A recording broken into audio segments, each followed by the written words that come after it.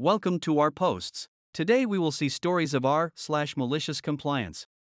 Shut the F up, get in the truck, and do what you're told. You got it. So I live in a pretty small city by American standards in Canada, 250,000 people. People joke that it's a giant small town, and it's hard to go somewhere without knowing someone who either knows you or heard of you. I run a small contracting business that maintains properties for seniors, think grass mowing, tree trimming, etc. In the winter there isn't a lot going on, so I lay off the summer crew and usually bounce around to different companies to help them with their snow removal. I hold a CDL as well as equipment operator license among others, so most of the larger companies know me and are more than happy to have me around.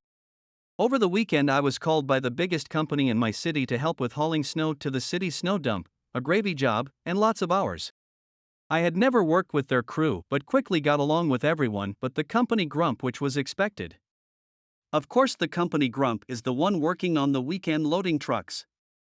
After the first location, he gave me some cash to get us coffee. I meet him at the next location and hand him his drink. He takes a drink and noticed it's wrong. He gets out of the Bobcat and throws the full extra large coffee into the distance, getting caught by the wind, spraying me with liquid, all while cursing me out. I decided to let it go. Everyone has been working long hours and well, some people in construction are just giant man children. I offered to grab him another coffee and he declined. I went back to my truck to drink my coffee and talk to the other driver in my truck when the operator comes over to our truck to bitch at us about his coffee. After I offered to get him another. Shortly after I realized I had his change in my pocket. Knowing this guy, I better return it. I walk over to the Bobcat to give him his money and let him know if he did that again, there would be problems. We had a few words before he told me to shut the F up, get back in my truck, and do what I was told, and if I did, stuff like that wouldn't happen. So I did. I went back to my truck and did as I was told. Little did the operator know, he's been on thin ice, and I was told by his boss to let him know if we had problems with him. Furious, I jumped in my truck, called his boss, and went home. Not even 20 minutes later, I get a call from his boss telling me they fired him and begging me to come back. Moral of the story is treat each other with respect, especially in the workplace. Next story. The credit for my work costs $5,500. I'm going to be very vague to not bog this down with jargon. I work in a fairly prestigious biology lab on the East Coast where we study various pathogens, and for one project, I was trying to isolate a certain bacteria from samples containing a wide array of species in order to infect mice with the strain under various conditions. While doing research to see if there were mediums that were selective for the target bacteria or if there were antibiotics that my target was resistant against that would kill everything else, I ended up with various ways to isolate the bacteria, using a process I thought of myself to test the efficacy of each isolation method. Before starting my experiment, I ran it by my co-worker who was a seasoned immunologist of 10 years, let's call him Dan, who trained me in working with bacteria when I started the job. I'll probably rant about Dan in another post.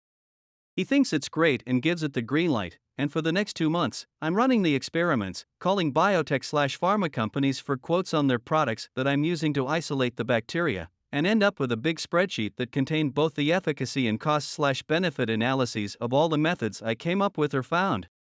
I show my results to Dan and he's ecstatic, although he mentions that it's likely going to be a while before we use the data and make a decision on the isolation method due to us waiting on samples to come in. I send the spreadsheet along to my PI, head scientist at a lab, anyway, and shift my time to other projects I'm working on.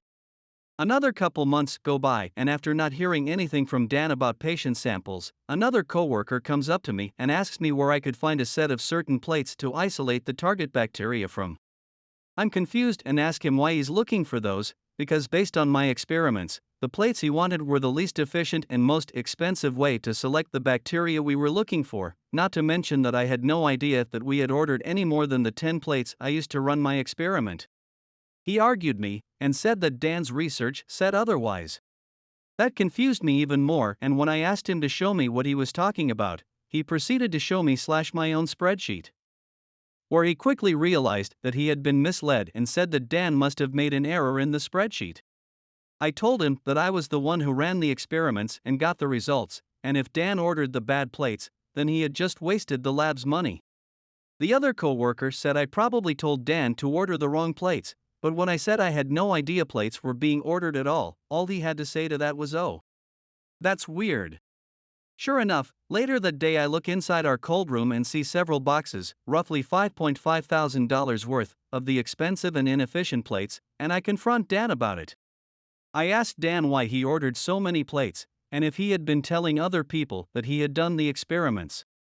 He laughs a little before asking if I had even read the spreadsheet that I made, and states that the plates he ordered were the best based on my criteria, and that because he taught me how to work with bacteria, I was piggybacking his methods, and that him validating my experiment before running it was tantamount to him doing the work.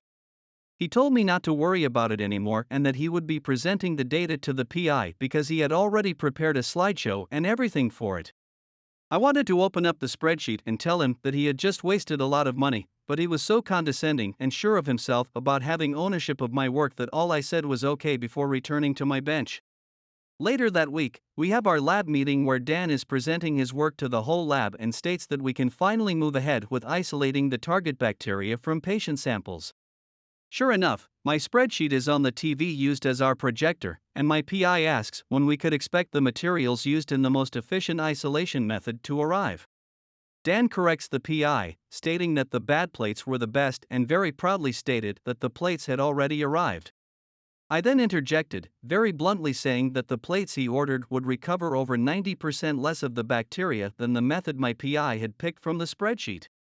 Dan fell silent, face going shades of red before he stumbled through a justification of ordering the bad plates, how in the long run we'd save some money by not ordering the materials needed to do the method my PI wanted, only for my PI to chime in stating it was absolutely worth it if it meant a tenfold increase in recovery, and that we shouldn't be wasting samples, time, and money on bad plates.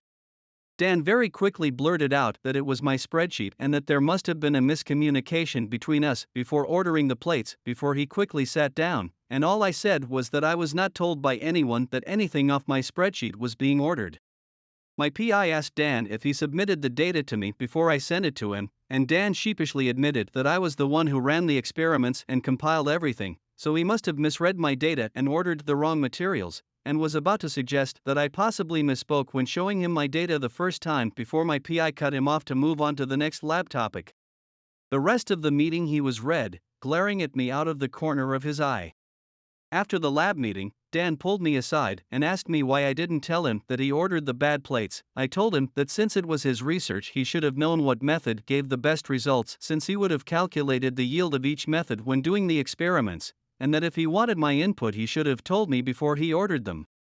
I went to the PI and cleared up the confusion, putting in the right order for the materials needed to best isolate the target bacteria from our samples and making sure he knew that I had no idea that my data was being acted upon in case Dan went behind my back to somehow throw me under the bus. Needless to say, we communicated far less after that whole ordeal and I quickly found other people in the lab to work with. I later found out that he had been taking credit for all the work I did ever since starting in the lab, and while it frustrates me to still have to tell people every now and then that I made the figures or did the experiments that Dan had told them about when my data comes up, more people have come to me to discuss their projects and ask for my help since Dan was exposed, and I find solace in the memory of his red, twisted face looking like it was going to explode in front of everyone, barely able to make out a word to cover his butt. Next story. Don't want to turn down your music? Guess I won't either. I recently moved and my new neighbors seem to have no concept of how much noise they're making. Loud music until late at night, guests having loud conversations or screaming matches, you know the drill. It is important to note that there are so-called Ruhezeiten, resting times. Where I live, you are generally not allowed to make noise between 10 p.m. and 6 a.m. on weekdays. That includes loud music. A couple of days ago, at around 11 p.m. during the week, I knocked on their door asking them to turn their music down as I had work in the morning. After being asked why that was their problem, I replied that not only for the sake of being neighborly should they turn their music down, remember, down, not off, I'm no party pooper, but also because it's illegal to be this loud at this time of day. Their reply? What, you're gonna call the police because of some music? That would not be very neighborly either. So how about we all mind our business and just stick to our own apartment hut? Aight. Bet. Their party went on to about 2 a.m., then they finally stopped. I meanwhile decided to take a home office day to exact my revenge on their no doubt hungover butts. At exactly 6 a.m., knowing that my other neighbor had gone to work, I, for the first time ever, turned my 800-watt speaker system all the way up to 11. Volume, bass boost, treble, everything. I also turned my subwoofer towards the wall that had their bedroom on the other side. I'm a big fan of electronic music, especially the hard stuff. Hardstyle, tech, sci, anything that is loud and has a lot of bass. So I let them share in my joy at full volume. Walls were vibrating, the ground was shaking. I decided to wear earplugs because it was just too much even for me. After about 15 minutes at full volume, I get a notification that someone is at my door. I open it, music still blaring at full power, to my pissed off looking neighbors in their pajamas, reeking of alcohol. They of course asked me to stop. I replied, "What, you're gonna get angry over a little music? Well, that's not very neighborly. How about you just stick to your apartment, huh?" I then slammed the door in their face and turned off my doorbell.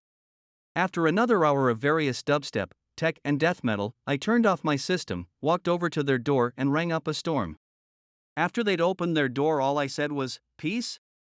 Ruhezeiten between 22 and 6 during the week? We cool?" I hope you guys liked this video. If you did, make sure like, comment, share and subscribe the channel or posts.